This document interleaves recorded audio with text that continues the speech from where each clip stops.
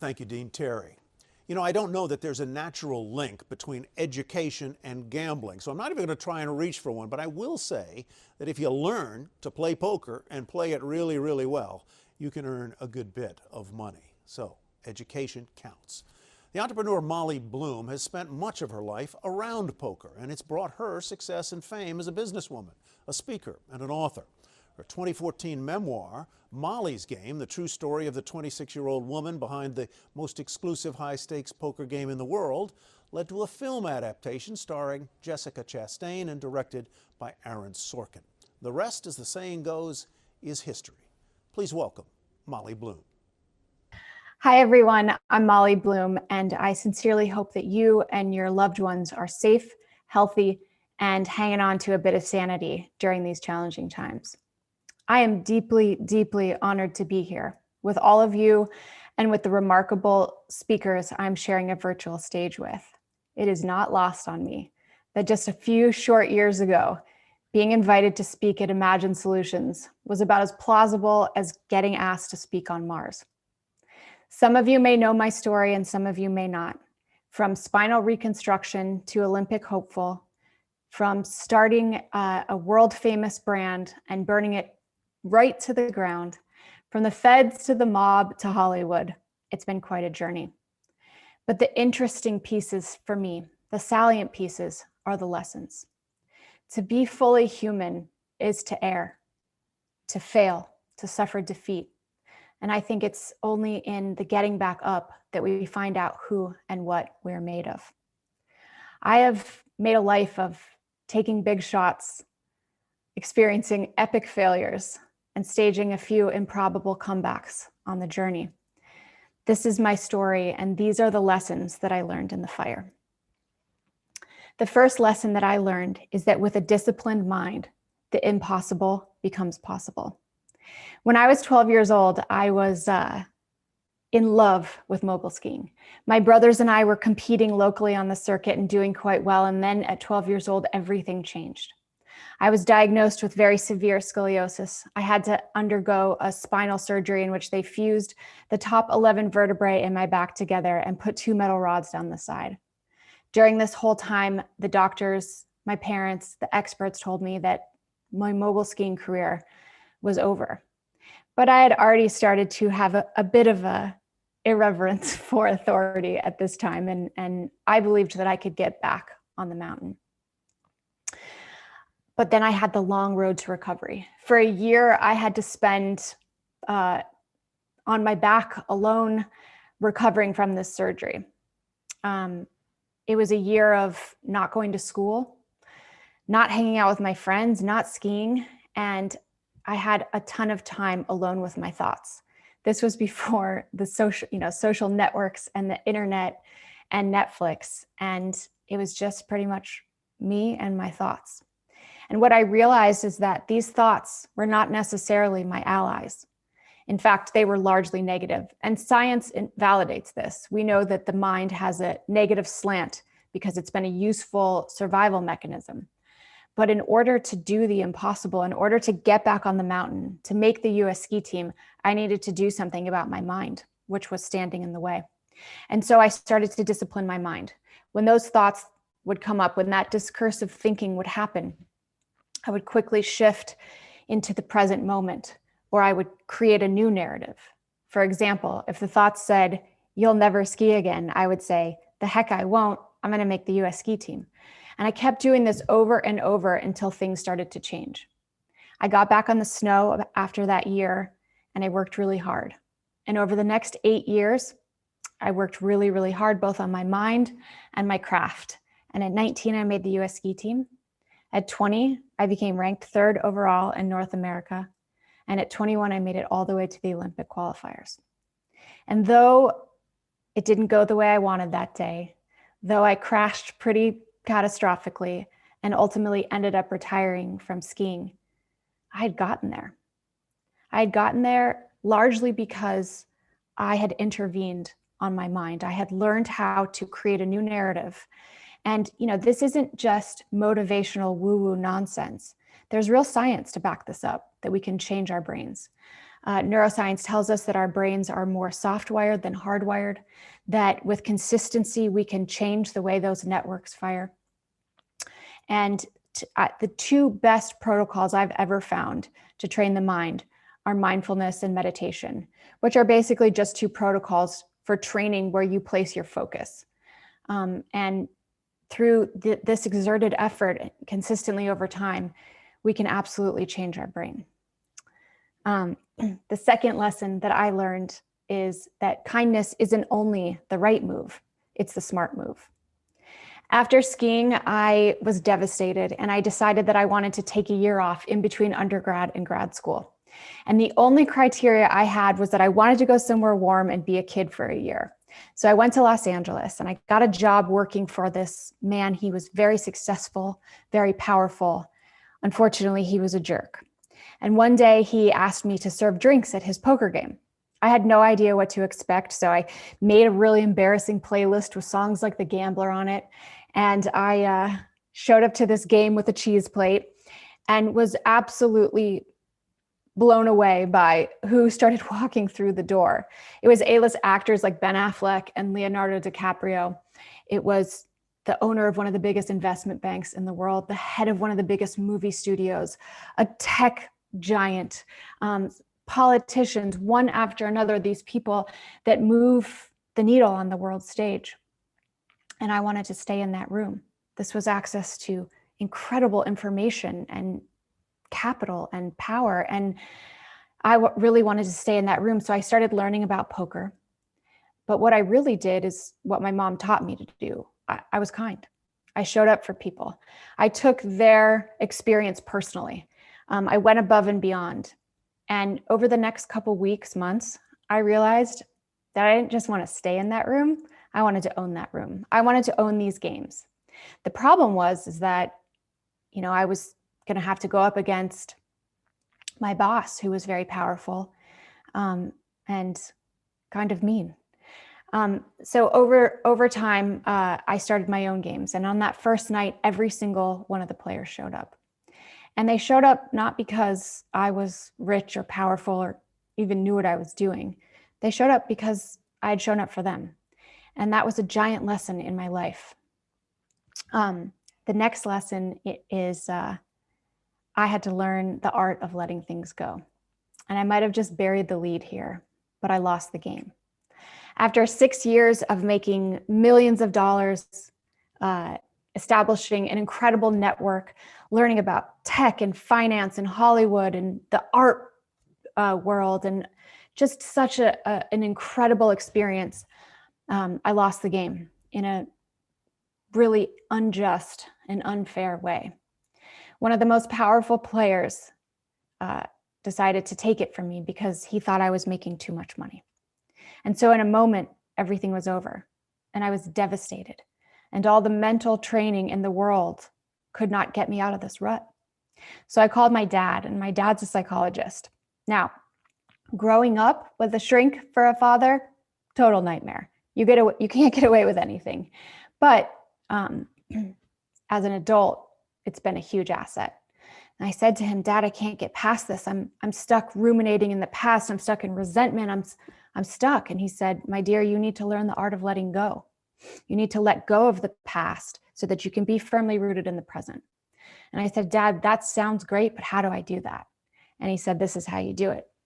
When the thoughts come up, when the ruminations, when the regrets come up, you have to actively shift out of that and into the present moment, because the human brain cannot focus on the past when it's in the present. I didn't think that would work, but I did it. Each time these thoughts would come up, I would surrender them. I would actively let them go and bring myself into the present moment. And over time, it changed. And over time, I began to see clearly and to have a new plan. And my new plan led me to the fourth lesson, which is develop the vision to see the opportunities in the problems. My new plan was to go to New York City and to build the biggest poker game in the world, and to build an empire. Now, there were a lot of problems with this plan. Number one, it was 2008 and the economy was in tough shape.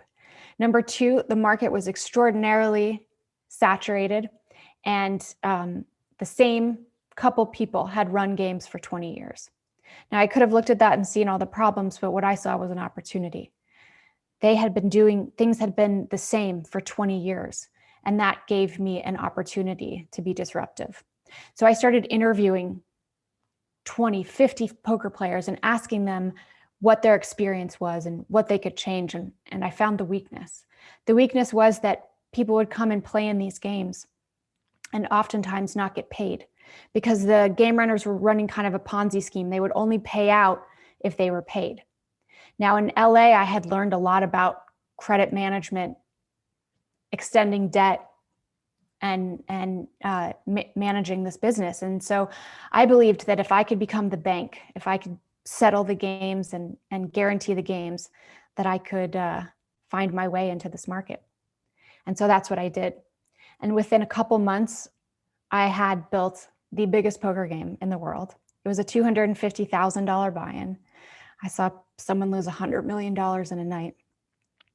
And I pretty much took over the industry. I had games running all the time, and it was a big victory. The next lesson that I learned was prioritize integrity. And I learned this because you see, I stopped prioritizing integrity. Something changed in me in New York. And whereas before I had always led with morality and integrity, I started to worship other things. I started to worship power and money and greed, and it was never enough. And when I started doing that, things started to fall apart. I had a run-in with the Italian mob. I had a run-in with the Russian mob. And then I did something that changed the course of everything. Up until this point, I've been doing everything legally, everything on the up and up. And because I got greedy, I started taking a rake, which means taking a percentage of each pot, which put me in direct violation with the federal statutes. The feds caught on to this, and in 2011, they seized all my assets, every cent I had made. And 2 years later, I got arrested in the middle of the night by 17 FBI agents holding semi-automatic weapons. They put a piece of paper in front of me that said, "The United States of America versus Molly Bloom." I had a day and a half to get to New York City to find an attorney who's willing to take an IOU because the feds have my money and to represent me in the fight of my life. I found a decent, honest attorney named Jim Walden who decided to take on my case. And I went into the office after the arraignment and I said to him, "Okay, Walden, what's our strategy and what's our angle?" And he said, "Molly, integrity will be both our strategy and our angle." And man, that just hit me like a ton of bricks. You know, that was the girl I was raised to be. That was what I cared about. And I lost my way. And I knew that the way home and the way to redemption was to prioritize integrity once more. And life gave me an opportunity to test how serious I was about that just a few short weeks later. The prosecutors wanted to have a meeting with me, and they said, "Molly Bloom, you've been running one of the biggest gambling syndicates for 8 years ever. And we think you have information on some of these people. And we're interested in information on the politicians, the rock stars, the celebrities, the Wall Street titans. And if you're willing to do that, if you're willing to wear a wire and get us our information or turn over your hard drives and cooperate with us, we'll give you all your money back and we'll make sure you stay out of jail. But if you don't, we're going to fight for real jail time." So I had a day to go home and think about this. And what I had to admit to myself was that this was all my fault. That these people had shown up and supported my business, that I had become friends with them, that I'd gotten to know them and their families. And I was the one that made the mistake. I was the one that put everyone in this situation. And so I knew that I had to take responsibility for that. And so I went in and I turned down the offer from the prosecutors. and I waited to get sentenced. And luckily, I got a judge that was pretty lenient and understanding, although he vehemently disagreed with my life choices. And so the good news is that I didn't have to go to jail. The bad news is, however, is that I had to go to dinner with my family that night. And I come from this family of ridiculous high achievers. My youngest brother is a two-time Olympian who went on to play in the NFL. And my middle brother is a Harvard-educated cardiothoracic surgeon. And here I was, 35 years old, millions of dollars in debt, network destroyed, convicted felon. And I said to myself, this is not how this story ends. I have to figure out a way forward. And the way that I have to figure out a way forward is to learn the lesson, forgive myself, and believe that I can get there. And so this brings me to the final lesson or play in my playbook, which is to be in growth mindset. Growth mindset is a really fascinating term coined by Stanford psychologist Carol Dweck. And it talks about two different types of mindsets. People who have a growth mindset believe that they can get places, become more intelligent, develop abilities through sustained effort and positive thinking. And people in a fixed mindset believe that they are limited by these innate capabilities. And she does really incredible, interesting work in which she went into these schools that were underperforming. And there's this one in particular in the Bronx. These kids had scored in the bottom of the heap on their math districts. And the only thing that Carol Dweck and her team did was go in and tell them about growth mindset. She said to them, you're just not learning math yet. And here is how you do it. If you continue to apply effort, here's what will happen in your brain. You will create new neurons and new networks, and you will get there. That's the only thing that they changed in this kids' curriculum. And at the end of the year, the kids scored #1 in their math districts. So believing in yourself and believing that you're not just there yet, again, is not motivational nonsense. It's not woo-woo. It's quantified science and data. And so I had to believe I could get there. And when I took inventory of the whole mess, I thought that maybe the story was the unique asset. And so I decided I was going to write a book, and then I was going to take that book to Hollywood and hopefully get Aaron Sorkin to write the movie. Aaron Sorkin is my favorite writer.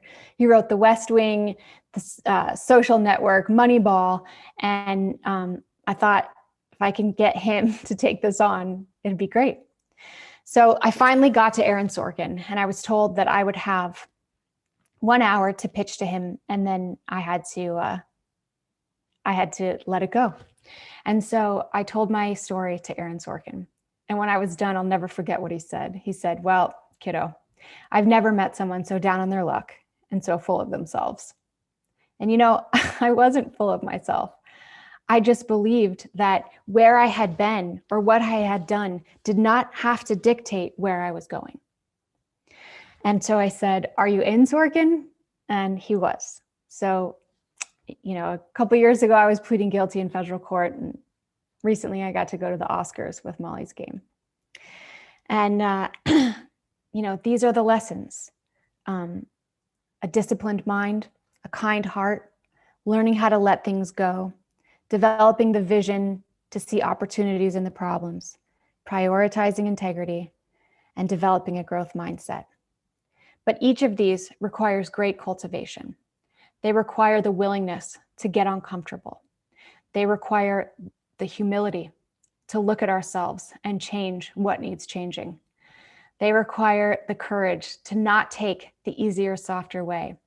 And they require the resilience to stay open-hearted and compassionate, no matter how much darkness surrounds us. Ever since I was a little girl, I wanted that big life. And I chased the things that I thought would bring it to me to the end of the earth. Yet at my richest and most powerful, I was sick, broken, and alone. And it wasn't a bestseller or an Oscar-nominated movie that saved me, though they helped. It was a return to decency. You see, I've found that winning has less to do with conquering the world has very much to do with conquering ourselves and everything to do with how we show up for other people. Thank you so much. I am so honored to have been here. I wish you all a prosperous, peaceful, and purposeful 2021. Thank you.